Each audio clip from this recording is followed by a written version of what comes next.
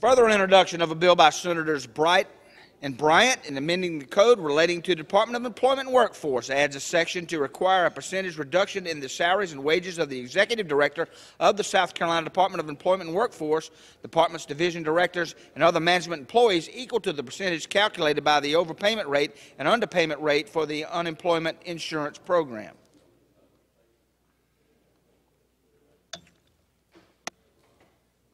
Senator from Anderson, what purpose do you rise? I'd like to be heard on the introduction of the bill. All right. As soon as you complete it, it will go to Labor, Commerce, and Industry.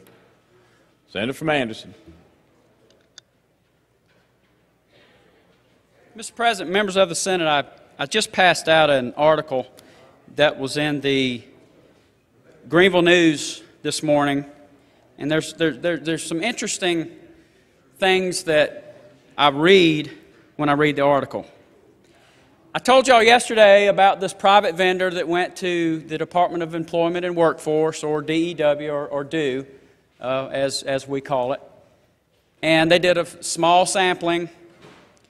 They went to the department and said, hey, we can audit all your books and find out what's wrong with the system, what kind of fraudulent activity you have, because they found examples of inmates drawing unemployment benefits. They found people living out of state drawing unemployment benefits.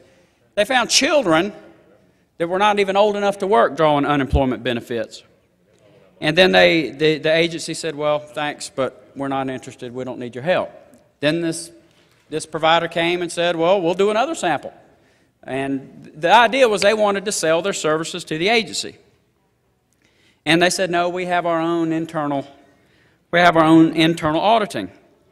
Well, the chart that I gave you yesterday is really alarming, and I started thinking about this when in 2010, before we fixed this agency, the improper payments were 12.98%. Then we thought we repaired it, and they jumped up to 17.94%. And then last year to 13.83%. Members, I have been hammering this issue for a year and a half, and obviously no one over there is interested in fixing this problem. And I think I know why. I think I know why. It's because it's not their money. They don't care. It's the money of the employers that you represent who are bleeding to death with high unemployment taxes. So this bill, Mr. President, simply says, you know, in the real world, we pay our employees by job performance. And if someone mismanaged 13% of an item, if they still kept their job, I would think it'd come out of their paycheck. So we're putting their own skin in the game. This year, if this bill passes, the top management of DEW will see a reduction in their salary, 13.83%. Next year, if this number, hopefully it goes down, it'd be the same thing for the following year. Senator from Richmond, what purpose do you rise? Mr. President, would the Senator from Anderson yield for a question? Certainly. Senator yields. Senator, you know, I applaud you for identifying the abuse in the system. I'm not so sure whether or not, did you know, using that method of taking from someone's salary is going to solve the problem. If it's that kind of abuse, that's why we have legislative counsel. That's why we have the Inspector General now, and they do give us an 800 number for us to call and to do that.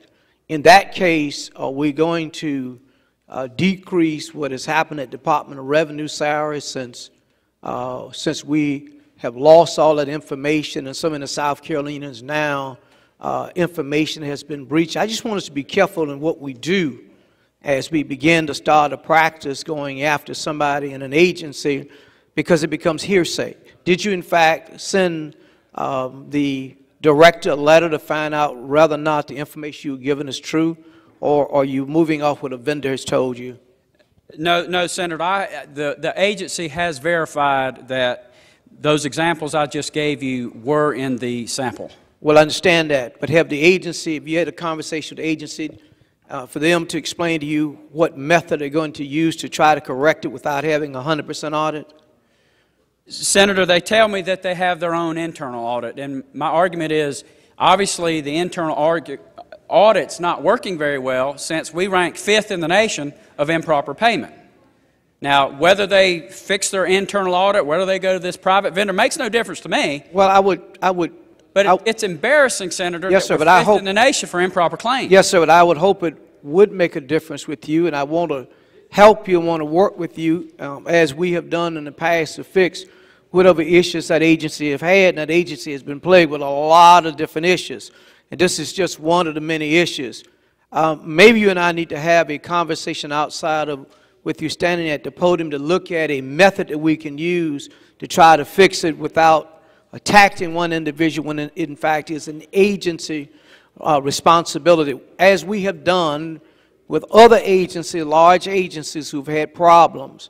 I can't remember in my tenure here going after someone's salary to fix it, but we in fact have created other methods that we've used to correct the agency problem. And I'd like to work with you to fix the agency problem, but not necessarily attack the agency head or director in trying to fix that problem, if you would let me do Well, so. Senator, I appreciate you bringing that up, because there is no way I want to be perceived as attacking anyone. Yes, sir. I'm looking at the problem, and the problem needs to be fixed. I don't think this General Assembly needs to micromanage that agency and tell them how to fix it. I think they need to figure out a way. Here's where the attack is. The attack is on the employers paying these high unemployment taxes, and had these improper payments not occurred, we could see maybe 15% reduction. And I imagine the employers in your district could really use a 15% reduction in their unemployment tax. Well, maybe instead of doing it that way, to take a look at the benefits section of it and get them before us to have some real discussion on the LCI, one of the other committees, to really talk about how we fix the issue and where the real issue is, and try to help them to fix that issue, even if we need to do some statutory changes to make that happen. Well, Senator, you've probably heard the saying, there's more than one way to skin a cat. Yeah, but I don't want to kill a cat. And skin No, I it. don't want to kill anybody, but Yes, certainly, I think this will generate a conversation, and we'll put pressure on this agency.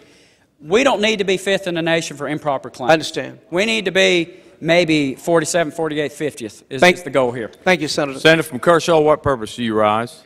Would Senator yield for a brief question? Sure. Senator yields. Senator, I want to thank you for your commitment to trying to provide a level of oversight to this agency. Would you agree with me that we've had some dysfunction contained within this agency? Senator, I believe there's been too much oversight of this agency. I don't know why, after a year and a half, 2 years, we tried to fix it in 2010. I don't know why we're continually talking about these improper payments, these fraudulent claims, these high unemployment taxes. I want this issue to go away. In other words, we shouldn't have to be dealing with it. We should not have to. And I know we got to keep watching, because you know what happens when you're not looking. But it's a frustration you have. It's frustrating. We've been looking, we've been asking, and Absolutely. there's no interest in fixing these problems. Well, I share it, and I would ask unanimous consent to be added as co-sponsor. Thank you, Senator. Without objection, so ordered. Senator from Kershaw will be added as co-sponsor. I got next Senator from Fairfield. For what purpose do you rise? If the senator from Anderson would yield for a few questions. Yes, sir. Senator Be glad yields. to. Be glad to. And Senator from Anderson, you like I are very frustrated with the closing of these unemployment areas in our state. Are you aware of that? Yes, I am aware of that. And You you made it also- very clear last week. I Right. appreciate your remarks. And you're aware that in my area, I represent Fairfield, Chester, in a large portion of York, in Chester and Fairfield has been closed. Are you aware of that? Yes, sir, I am. And you and I both last week came up here and tried to make this body aware of what's going on, as well as the people watching this. Have we not tried to bring this to the forefront of the public? Have we not? We have tried, Senator. And has anybody at DEW, the general, contacted you with trying to fix these problems, or has the governor's office contacted you? Because this is a cabinet agency, is it not? Yes, sir. And so as a result of the cabinet agency, she's the one that the general would answer to. Is that correct? That's correct. And has there been any communication about this mismanagement, where they wanted to sit down with you or me and try to get this resolved? Senator, there's been some opportunity to sit down and talk. They do a very good job with nice, pretty, color-coordinated PowerPoint presentations, but they don't tell us things like this. We have to go to the Obama administration, which I'm complimenting 2 days in a row, Senator. We have to go there to find out what's wrong. They tell us what's right. They tell us a few things that are going better. But Matt, I get answers like this. $54.5 million of improper payments, and our response is, well, it's better than 80 that was last year. Well, that's unacceptable. That is unacceptable. And, Senator, in the private world, we pay by performance, and we deduct salaries by performance all the time. That's just the way it works outside of the government. I don't know why we can't do it here, and I'm just trying to see if maybe this is one way that will force them to look at these problems and solve them. And as you're aware, last week when we addressed these issues, we didn't know anything about the $54 million in fraudulent claims. We were more focused on them going to seminars and closing these different areas throughout the state. It wasn't until, say, late Thursday or Friday that you and I communicated and we were made aware of the fraud and abuses going on in the DEW offices. Isn't that correct? That's correct, Senator, and I appreciate that. This wasn't supplied to us by anybody else. We had to dig ourselves to get it. That's correct. We had a presentation from the agency last week, Wednesday, Thursday morning, I can't remember, subcommittee, where we had all these other things, but this wasn't included. We had to find this on ourselves, and I appreciate the phone call over the weekend, but And there's some charts on here that I needed some time to figure out exactly what they said, but, you know, out of the 54, they've identified 19.5 million. And out of the 19.5 million, they've only gotten back half of that. So they're not even identifying in South Carolina the improper claims when the Federal Department of Labor, I can't understand how the Federal Department of Labor, who oversees 50 states, knows more about what's going on in Columbia than Columbia.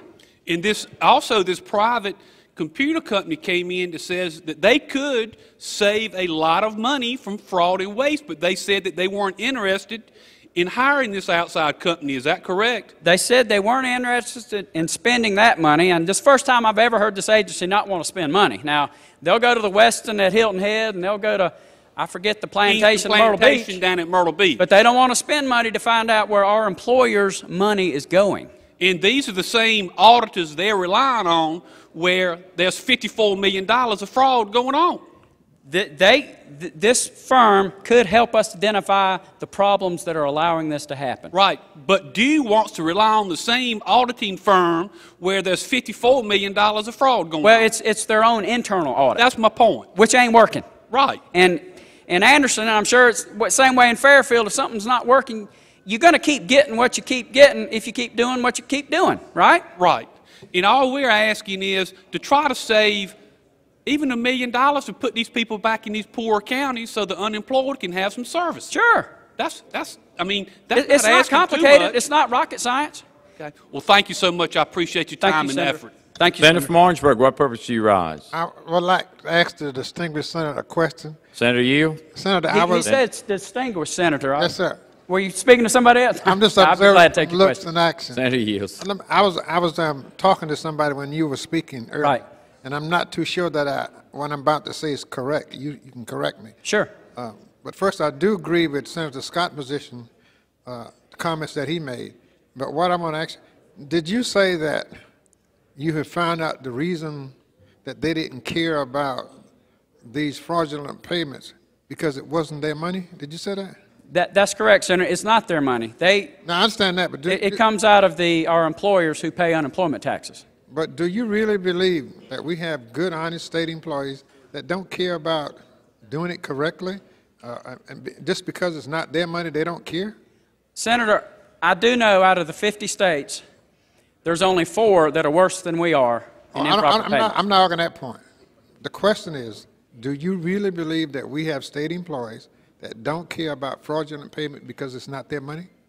Senator, I really believe that after we've been beating this drum for over a year and a half, that there's not a real commitment to stop the fraudulent payments. Okay, that's a little different. But you said they didn't care, so that's the only part I had some concerns about. Well, I'll put it this way. Out of the 50 states, they care a little bit more than 4 states for fraudulent activity. I don't quite, Senator, I don't quite agree with that either. I think maybe the system that they're operating on is not designed, not perfected enough to catch it. And I think we got to help them correct that system. And so if they need more computers or whatever they need, I agree. They may need somebody from the outside to take a second look, a second set of eyes to look at what they're doing. That's a good point. But I don't agree that they don't care. I just got some problem with that. Well, Senator, I feel like that when you put someone's salary based on their performance, then it naturally causes more concern than there is now. Senator from Spartanburg, what purpose do you rise? Yes, sir. Senator yields. Senator, you're a pharmacist. Are you aware of the difference between major surgery and minor surgery? I'm aware of some of that. Yes, sir. Well, major surgery is when it happens to you, and minor surgery is when it happens to somebody else. That's a good way to put it. And were you aware of the difference between a depression and a recession? I believe a recession is when someone else is losing their job. A depression is when you lose your job. Right, right. So, Senator, would you say that if it was the actual folks at the top of the ladder over there paying for these trips, they probably wouldn't be going out on themselves to spend this kind of money like we're taking? What are the name of those places they go into again? It's the Kingston Plantation on Hilton Head. No, it was the Westin on Hilton Head. I believe it was the Kingston Plantation, Myrtle Beach. Two big trips, over 100 people in 1 year. And I don't know why this is appropriate, but evidently they feel like they can't solve their problems in Columbia. Well, they're not. So you're not saying they're doing that because they're spending somebody else's money, are you? Would all these people want to go if they had to spend their own? I doubt it. So I guess you could probably say that they might even pay a little more attention to what they're spending down there on these fraudulent claims if it was their own money. Well, that's why I'm introducing this bill. Well, I'm glad to be a part of it with you, Senator. Thank you, Senator. Thank you, Mr. President.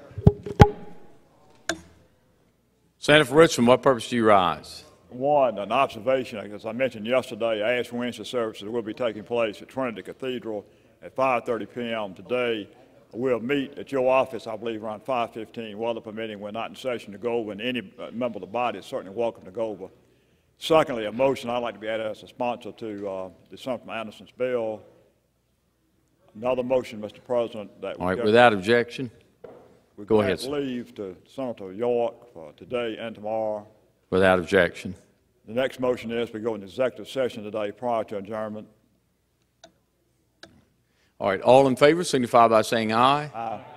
Opposed by nay. Ayes have it. So ordered, sir. That do now recede for 10 minutes. Motion is